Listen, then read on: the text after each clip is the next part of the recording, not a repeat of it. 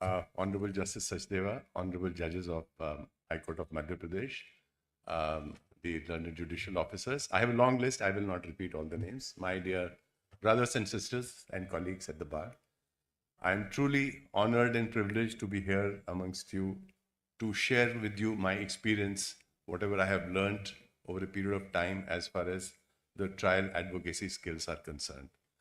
This is a program which is not going to be about any substantive law or procedural law. So I'm not going to be talking to you about any sections of law. Let me tell you, all of us are exposed to examination in chief and cross-examination since our childhood. So when you have a fight with your sibling, your parents ask you, "Kya hua? Kisne mara?" So that's where the examination in chief begins.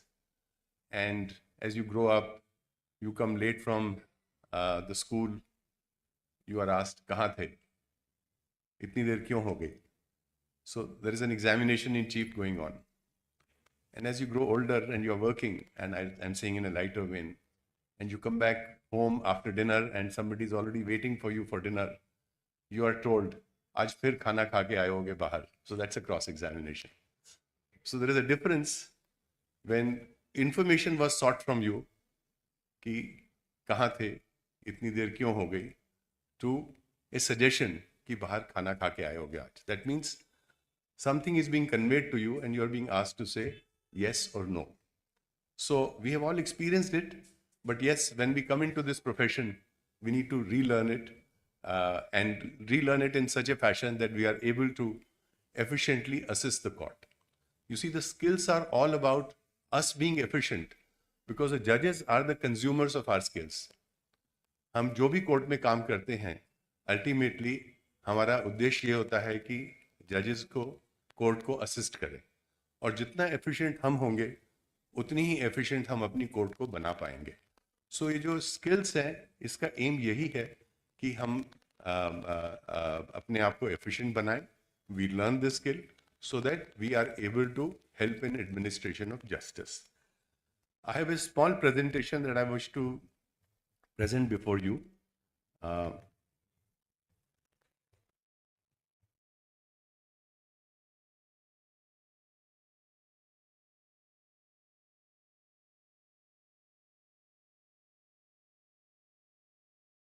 This is Windows. Yes. So since आप लोगों ने topic चुना art of cross examination, तो मेरी पहली slide ये है कि when do we cross examine. बड़ा छोटा सा सवाल उठता है, कब क्रॉस एग्जामिन करते हैं. तो क्रॉस एग्जामिनेशन इज नीडेड जब एक ऑपोजिट पार्टी अपना विटनेस लाती है, उसका एफिडेविट एविडेंस फाइल करती है सिविल केसेस में, या उसको एग्जामिन करती है in chief. You have to cross examine the witness, because otherwise if you don't cross examine, उसकी टेस्टिमनी पढ़ी जाएगी और हो सकता है आपके खिलाफ हो, आपके क्लाइंट के खिलाफ हो. तो क्रॉस एग्जामिनेशन की ज़रूरत पड़ती है. सो अपॉर्चुनिटी हमेशा दी जाती है क्रॉस एग्जामिन करने की. Now therefore that takes us to the first question. So examination in chief. Examination in chief में क्या होता है? एक विटनेस आता है एक पार्टी का. That witness has to tell the court कि क्या हुआ है. What is the story, what is it that the witness knows. So it is very important that we learn how to extract this story from the witness. Now, you've seen in some cases, there is like criminal trials, you only have oral examination in chief. वहाँ पर कोई affidavit इन evidence नहीं होता. 138 cases में होता है affidavit in evidence, but ज़्यादातर cases में आपने देखा है ओरल एग्जामिनेशन इन चीफ ही होता है. सो बहुत ज़रूरी है हमें ये जानना कि ओरल एग्जामिनेशन इन चीफ जब होता है, या एफिडेविट भी जब हम बनाते हैं, तो कैसे बनाएं उसको. एंड हमें कई बारी कुछ डॉक्यूमेंट्स भी प्रूव करने होते हैं एग्जामिनेशन इन चीफ में, जो डॉक्यूमेंट्स दूसरी पार्टी ने डिनाई करे होते हैं.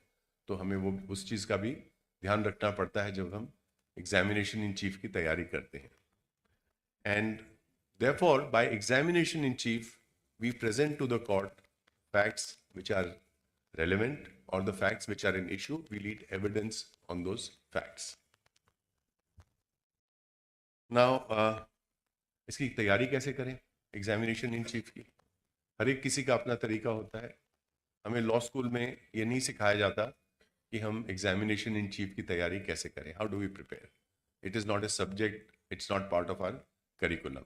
So we all learn by seeing our seniors or by seeing others that how they are going about the business of preparing for cross examination. But there is a method also, and my endeavor today is कि मैं आपको वो method जो है जो हमने सीखा है, ऐसे जैसे सचदेवा ने बताया 2002 में एक ट्रेनिंग प्रोग्राम हुआ था. We were all trained and we have been training lawyers across the country on these skills. तो इट्स इम्पॉर्टेंट कि मैं आपसे जो हमने सीखा है आपके साथ शेयर कर सकूं. तो प्रिपरेशन में सबसे बड़ी जो बात होती है, you have to understand and identify what are the facts that are in dispute. कभी भी कोर्ट में खड़े होकर अगर आप एग्जामिनेशन इन चीफ की तैयारी करेंगे तो आप काफ़ी कुछ मिस कर जाएंगे. और please remember, examination in chief की तैयारी आप अपने क्लाइंट के लिए कर रहे हैं. आपका क्लाइंट आपके पास बहुत उम्मीद लेके आया है. It is therefore important that we prepare sufficiently in advance for examination in chief, and therefore we need to read, we need to talk to the client, और हमें देखना होगा कि क्या facts हैं which are in dispute and what are the issues that are required to be addressed by the evidence of the parties. आपको अपने client से काफ़ी डिटेल में बात करनी होगी. ये मत सोचिए कि हम कोर्ट में 10 मिनट पहले बुला लिया, आधा घंटा सुबह पहले बुला लिया तो तैयारी हो जाएगी. नहीं होगी, क्योंकि जब आप क्लाइंट से बातचीत शुरू करेंगे तो आपको लगेगा कि काफ़ी कुछ और भी है उससे जानने का. तो इट इज़ वेरी इंपॉर्टेंट कि आप क्लाइंट को बुलाएं और डिटेल में उससे बात करें, समझें कि उसको क्या पता है. प्लीज़ रिमेंबर, जो एविडेंस दे रहा है विटनेस, उसकी कहानी जज को हमने बतानी है, अपनी कहानी नहीं बतानी. It is not a story of the lawyer that has to go to the जज. It is the story of the witness that has to go to the जज. So it's important for you to meet your client, interview him, discuss with him, identify the documents कि कौन से documents हैं जो उस witness से हमने prove कराने हैं. अगर आप कोई ऐसा डॉक्यूमेंट उस विटनेस को दिखाएंगे जो उसने कभी देखा ही नहीं होगा तो वो क्रॉस एग्जामिनेशन ही नहीं स्टैंड कर पाएगा और विटनेस आपका डॉक्यूमेंट कभी प्रूव ही नहीं होगा. So it's important to know in advance. You know, preparation is a very important part of our skills, not only for trial but even otherwise. And then आपके जो विटनेस की story है उसको आपको डिफरेंट टॉपिक्स में divide करना होगा. I tell you how. आप सब ने नॉवेल्स पढ़े होंगे, कहानियां पढ़ी होंगी. Some novels are very thick, some are thin. So novels also have different chapters, chapter 1, chapter 2, chapter 3. कुछ नॉवेल जब आप पढ़ते हैं तो एक बार आप पढ़ना शुरू करते हैं तो आखिर के चैप्टर तक आप छोड़ना नहीं चाहते, चाहे रात के 2 बज जाए.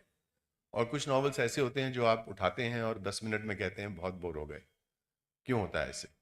एक स्टोरी है जो चलती है और आपको बांध के रखती है. You feel so good, you read that story, it is consistent, it is flowing and it is taking you to a logical end. और कुछ स्टोरीज ऐसी होती हैं जो आप कुछ पेज पढ़ने के बाद कहते हैं पता नहीं क्या लिखा है. सो इमेजिन आपका एग्जामिनेशन इन चीफ आपने कराया. That statement is there before the जज sitting in chamber when he has to write a judgement and he is not able to understand कि बोला क्या है विटनेस ने, समझ ही नहीं आ रहा. तो क्या होगा? If you are not able to explain to the जज through the testimony of your witness कि आपके क्लाइंट का केस क्या है, तो आप अपनी चीज साबित ही नहीं कर पाएंगे, प्रूव नहीं कर पाएंगे, and it lead to dismissal और rejection of your case. So it's important for us to think of the story. I tell you, आज मैं सुबह दिल्ली से आया हूं. सुबह मेरी फ्लाइट थी 10 बजे, 12 बजे जबलपुर में लैंड करी है. उसके बाद मैं होटल गया, वहाँ पर मैंने लंच किया, उसके बाद थोड़ी तैयारी करी शाम की, फिर मैं हाई कोर्ट में आया. तो इस पूरी कहानी में आपने देखा there are chapters, there are topics. कि दिल्ली से चला, यहाँ पहुँचा, होटल गया, खाना खाया, तैयारी करी, हाई कोर्ट आया। अगर ये स्टोरी आप लिखें कि आप अगर विटनेस से पूछें कि भाई आप हाई कोर्ट कितने बजे पहुंचे थे, 4 बजे पहुंचे थे, सुबह दिल्ली से कितने बजे चले थे, 10 बजे चले थे, तो क्या हो रहा है, एक लॉपसाइडेड स्टोरी सामने आ रही है, फ्लो नहीं करेगी वो स्टोरी। सो कोई भी विटनेस का जिसका आपने बयान करना हो, after you have understood the story, you need to divide it into chapters or topics, and those topics are best divided time wise, कि अगर आप टाइम एलोकेट कर दें कि इस दिन इस वक्त की ये बात है, उसका क्या बयान हो सकता है, उसके बाद क्या रेलेवेंट टाइम है, क्या रेलेवेंट डेट है, उसका क्या बयान हो सकता है, the story will move from topic to topic and chapter to chapter. And जो पढ़ेंगे, जब कोर्ट में जज पढ़ेंगे, तो उनको भी लगेगा कि हाँ ये वाकया हुआ है, इस तरह से, जो भी whatever is the statement you want the जज टू बिलीव इन, वो उस तरह से उसको समझ सकेंगे। तो dividing the story that the witness has to tell into smaller chapters is very important. Please remember it.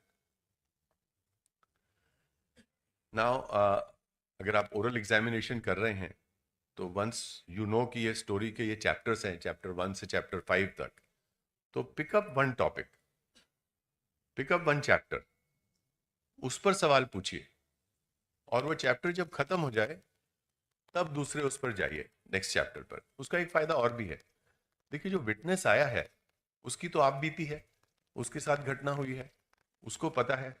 अगर आप पहले उससे शाम की बात पूछेंगे और तुरंत बाद सुबह की घटना पे ले जाएंगे, तो वो भी कंफ्यूज हो जाएगा जवाब देने में।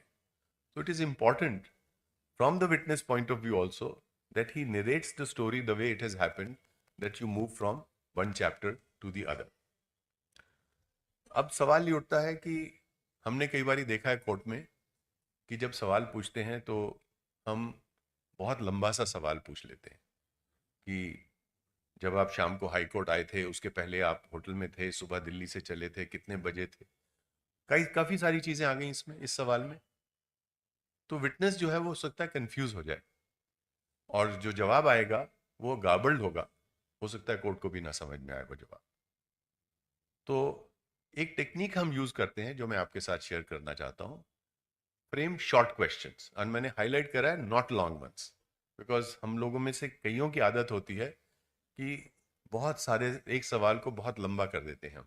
और लंबा क्यों होता है, उसका कारण है, अगर एक सवाल में कई सारे फैक्ट्स हम रोल इन कर दें, मिक्स कर दें, तो वो सवाल लंबा हो जाएगा।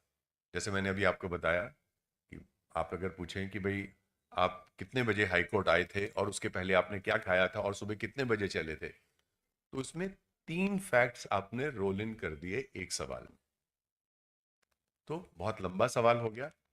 विटनेस हो सकता है कहीं कंफ्यूज होके कुछ डिफरेंट जवाब दे दे, सही जवाब ना दे, और ऐसा जवाब दे दे जो शायद गलत हो। तो उसको how to avoid this situation, the best way is frame short questions. Short question क्या होता है कि जिस क्वेश्चन में आप सिर्फ एक ही फैक्ट एक बारी में विटनेस से पूछते हैं।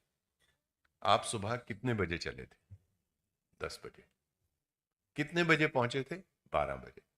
तो क्या हुआ, एक सवाल में एक बार में एक ही फैक्ट पूछा गया है। सो वंस आप इस हैबिट को अपना लेंगे कि एक क्वेश्चन में शॉर्ट क्वेश्चन होगा, एक ही फैक्ट आप एक बारी में पूछेंगे, तो जो स्टोरी है वो बड़ी अच्छे से सामने आ जाएगी, वो घुमावदार स्टोरी नहीं होगी जिसमें समझने में भी दिक्कत हो। और फिर एक और टेक्निक यूज करते हैं हम बोलते हैं link the questions to previous answer. So कैसे करते हैं मैं आपको बताता हूं। मान लीजिए आपने सवाल पूछा कि आप कितने बजे सुबह दिल्ली से चले थे, हमने जवाब दिया 10 बजे चले थे। तो अब हम आपके पास एक जवाब आ गया कि 10 बजे दिल्ली से चले थे। तो अगला सवाल ये होता है कि जब आप दिल्ली से 10 बजे चले तो आप कितने बजे पहुंचे। तो एक आपने पिछले सवाल को लिंक करते हुए अगला सवाल पूछ दिया, तो जवाब आया 12 बजे पहुंचे। तो जब आप 12 बजे पहुंचे जबलपुर पे, तो वहां से कहां गए। सो what you are doing is you are linking the previous answer to the next question. उससे क्या हो रहा है कि आपकी स्टोरी भी कंसिस्टेंट बनती जा रही है। जैसे मैंने आपको बताया था, एक टॉपिक आपने पकड़ा तो एक स्टोरी कंसिस्टेंट आपकी बन जाएगी उस टॉपिक पर, अगर आप अपने जवाब को, अपना अगले सवाल को पिछले जवाब से लिंक करेंगे तो।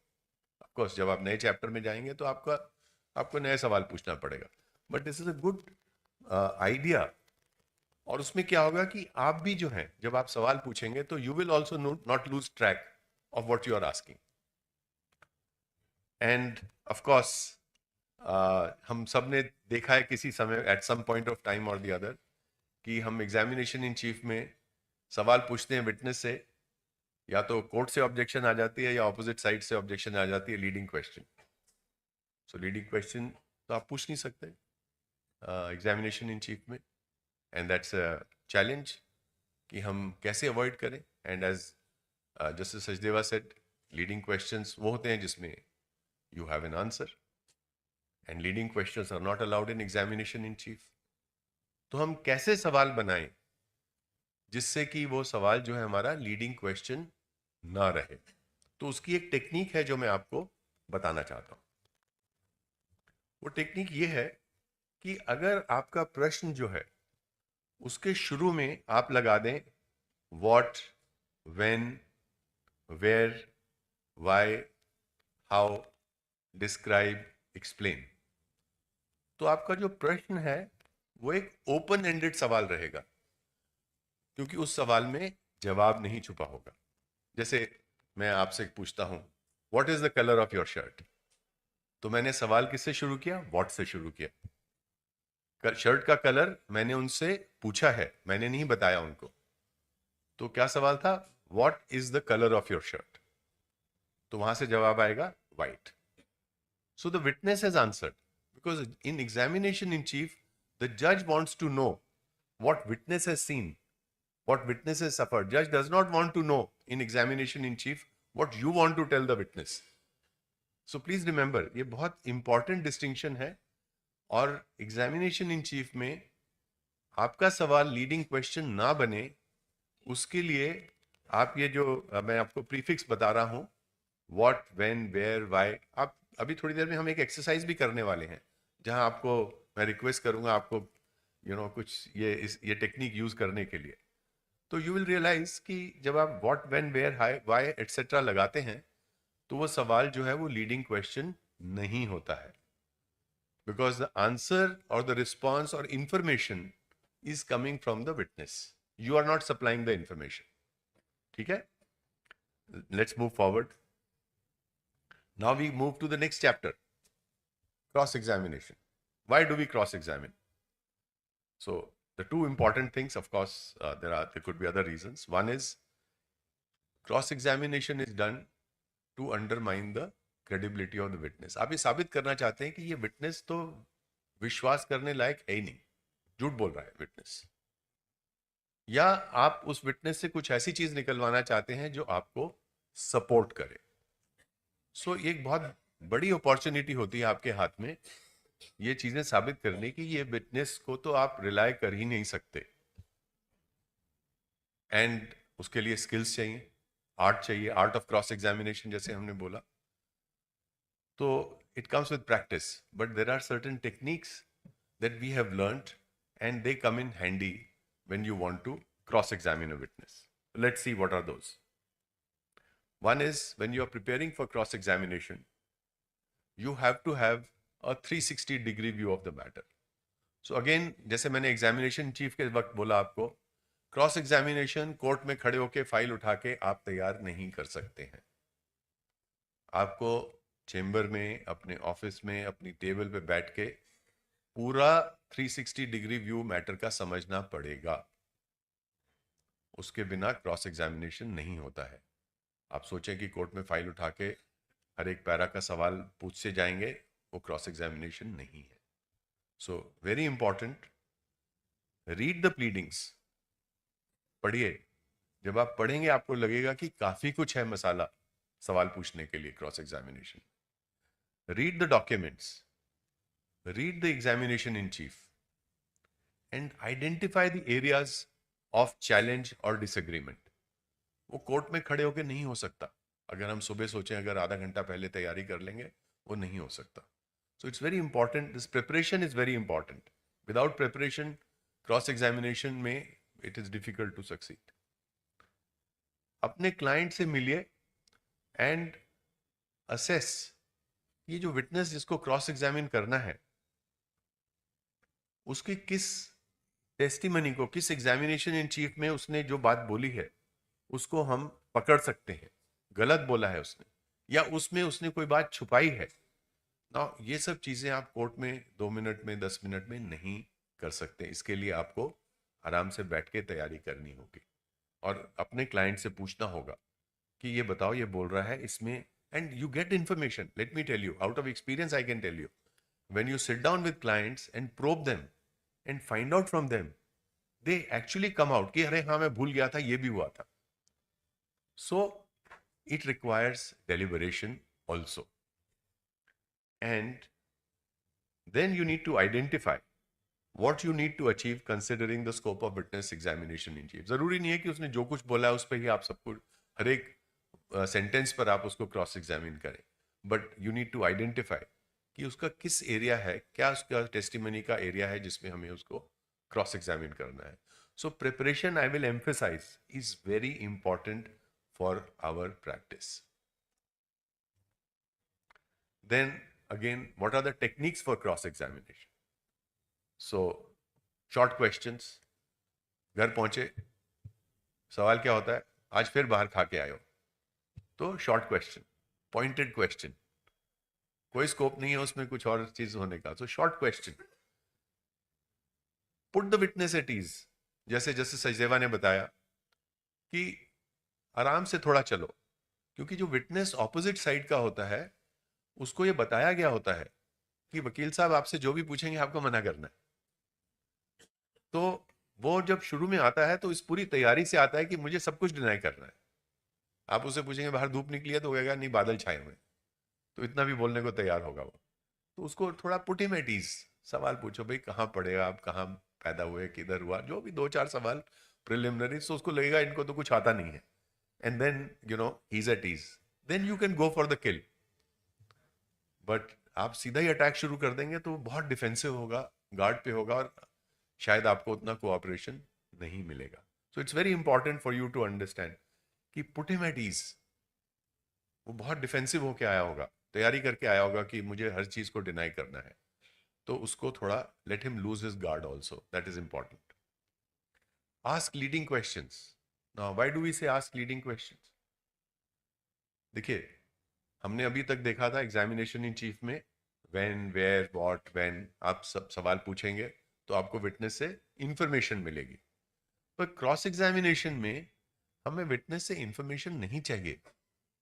क्रॉस एग्जामिनेशन में तो हमें विटनेस को बताना है या सवाल ऐसा करना है कि वो या तो हाँ में जवाब दे या ना में जवाब दे, जो आप चाहते हैं. राइट?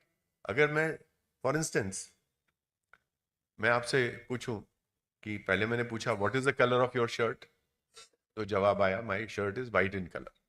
तो विटनेस ने काफी सारी इंफॉर्मेशन दे दी मुझे. पर अब मैं सोचता हूं कि मैं विटनेस को इतना बोलने का मौका नहीं देना चाहता, विटनेस को मैं भटकने नहीं देना चाहता. Witness must remain confined to what I want him to say. So I will say, is it correct that your shirt is white in colour? तो विटनेस क्या बोलेगा? यस. अगर वाइट कलर की शर्ट है तो उसको चॉइस नहीं दी हमने. So this is a leading question which does not give the witness a choice to say beyond yes or no, depending upon what you want from him. So, leading questions, you know, how to ask leading questions again is a very important technique.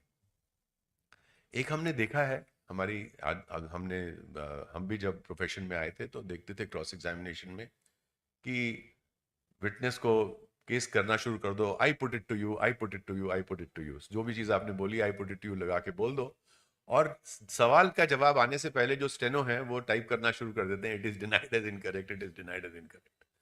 सो कोई witness से कोई जवाब नहीं आता, आपने सवाल पूछा, steno ने टाइप कर दिया, क्रॉस एग्जामिनेशन खत्म हो गया.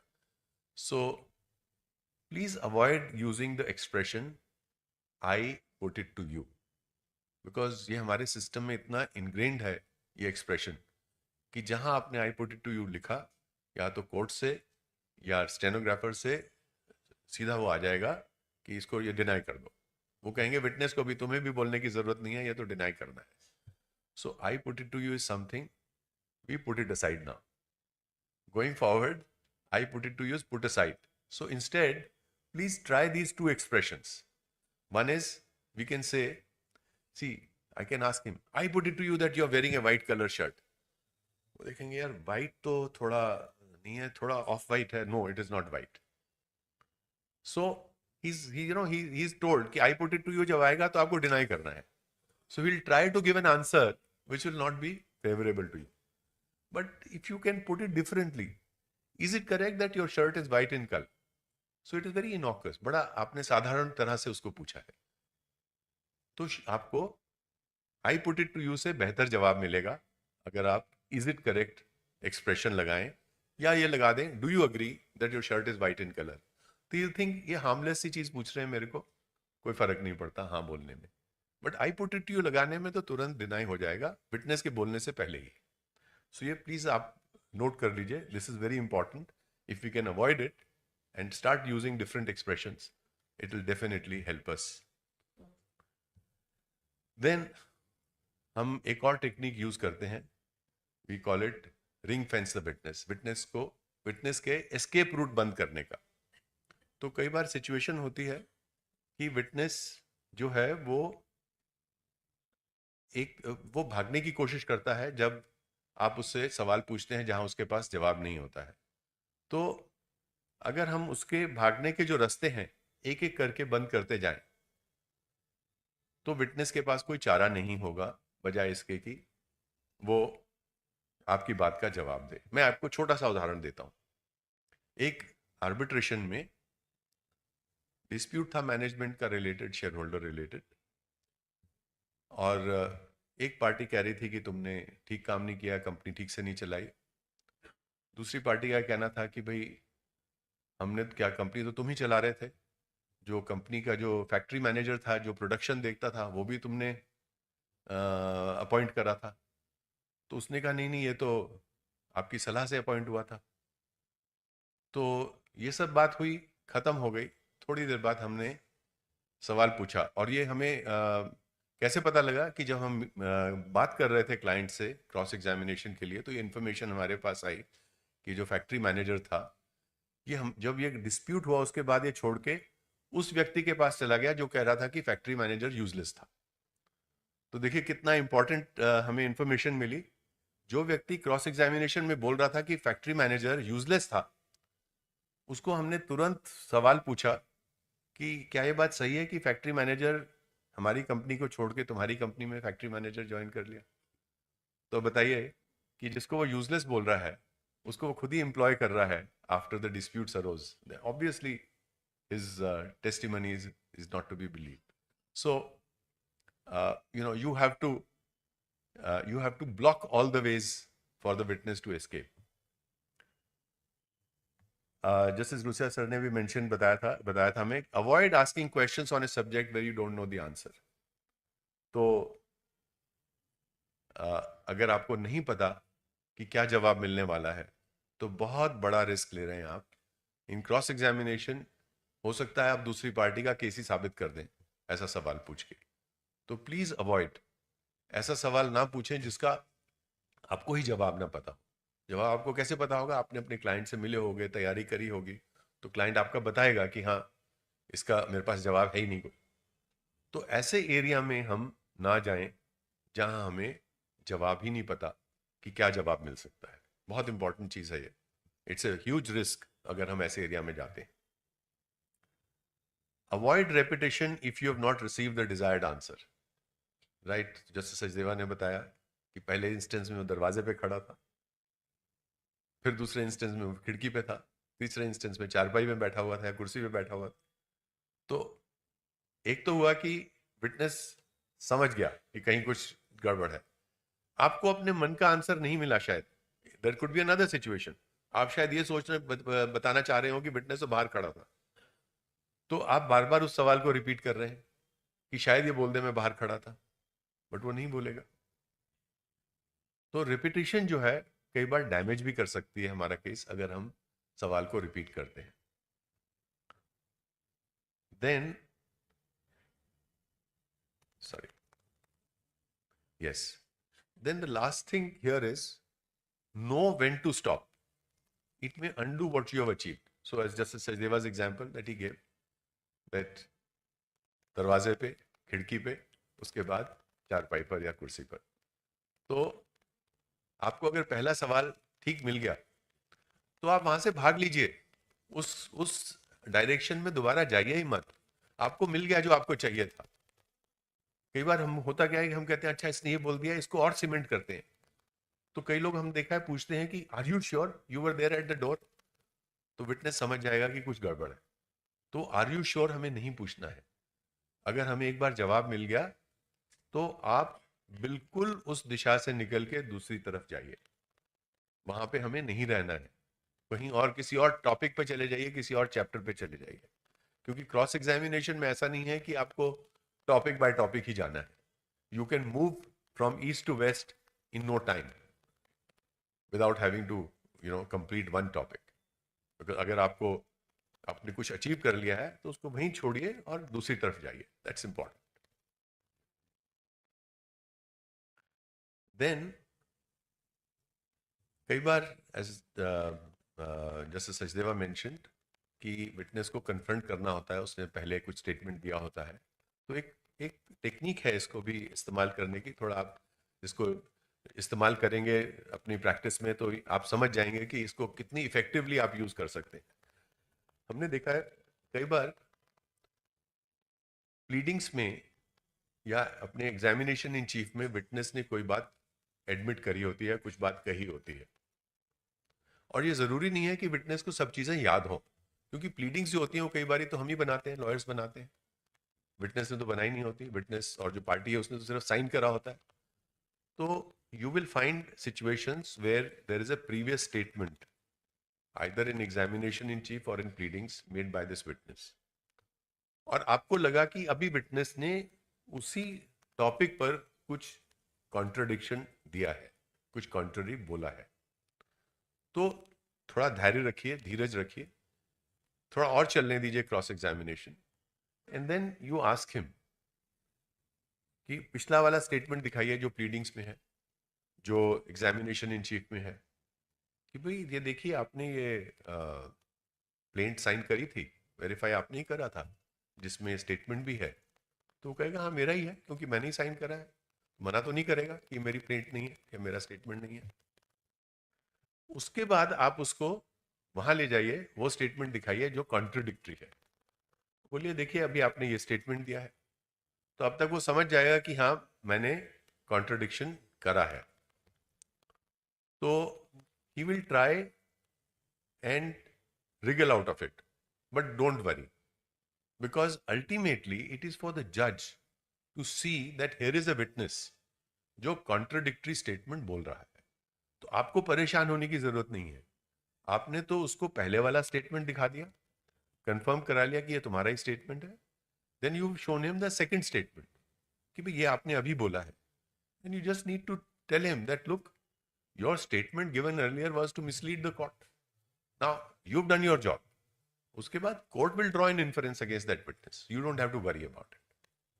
So we call it 4 C's: credit, contrast, credit, confirm, contrast, credit, commit, contrast, confront. ठीक है, टेक्निकल बातों में नहीं जाना चाहता मैं. अब कुछ डोंट्स बहुत इंपॉर्टेंट है. Do not argue with the witness. हम लोग कई बार बहस करने लग जाते हैं विटनेस से. Why should we argue with the witness? हमें तो सवाल पूछना है और जवाब लेना है. तो विटनेस के साथ आर्ग्यूमेंट करने में आप अपना फोकस लूज करेंगे. विटनेस हो सकता है थोड़ा क्लेवर हो जाए, उस प्रोसेस में समझ जाए कि आपको क्या चाहिए था जो आपको नहीं मिला, इसलिए आप उससे आर्ग्यू कर रहे हैं. तो please avoid, don't argue with the witness. Do not interrupt the witness. कई बार हमें लगता है कि विटनेस जो है हमारे खिलाफ बोल रहा है, इसको ही रोक देते हैं. But one, the court will not allow you. Court will say let the witness complete.